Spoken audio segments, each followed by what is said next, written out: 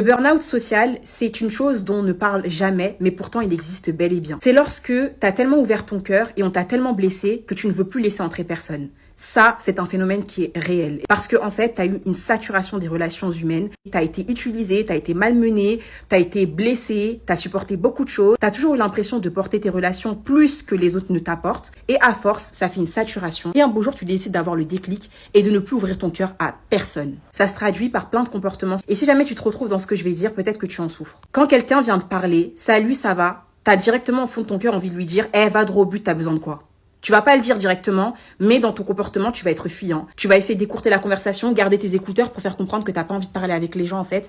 En fait, tu préfères directement anticiper et ne pas te dire peut-être que je vais faire une bonne rencontre ou quoi. Non, t'as plus envie d'imaginer le positif. Tu dis, ça va forcément finir en déception, donc j'ai plus envie de parler avec les gens. Tu deviens inconsciemment hyper froid. En amour, tolérance zéro. Si jamais c'est l'amour qui t'a causé ce burn-out social, par exemple, dès qu'un gars va te parler, tu vas tout de suite poser les questions qui sont touchy. C'est quoi ta religion? Tu cherches quoi dans une relation? Tu travailles dans quoi? En fait, tu vas poser tout de suite les questions qu'on pose minimum au bout du 3e date parce qu'on esquive et tout. Toi, cache. Tu préfères savoir maintenant. Si tu dois le bloquer, tu le fais tout de suite. Si tu dois lui dire au revoir, tu le fais tout de suite, plutôt que de perdre ton temps et être déçu au fur et à mesure. Parfois, tu as complètement raison. Ça t'évite vraiment des personnes malhonnêtes. Mais d'autres fois, tu tapes avec le même bâton des gens qui t'ont rien fait. Le burn-out social, ça peut aussi se produire par le fait que dès que tu vas rentrer dans un nouveau taf, t'as pas envie de faire ami avec qui que ce soit.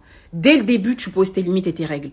Bonjour, au revoir, tu racontes pas ta vie, tu fais tes pauses seul. En fait, t'as plus envie de lier des liens au travail avec les autres, de ci, de ça. Dès ton nouveau travail, tu poses toutes les règles qui vont te permettre d'avoir la paix, mais inconsciemment, encore une fois, tu es très très froid. Et ça fait que les gens comprennent qu'il faut pas te chercher, que de là où tu viens, ça s'est sûrement mal passé, ils vont pas te chercher, etc.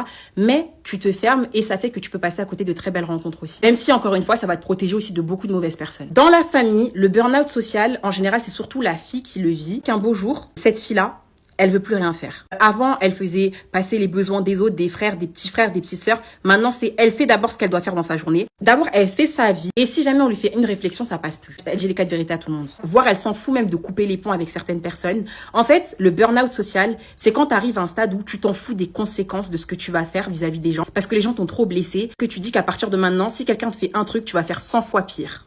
Qu'importe qui sera la prochaine personne. Tu passes de quelqu'un d'extrêmement bienveillant, généreux, tolérant, à quelqu'un qui a une tolérance de 0/20.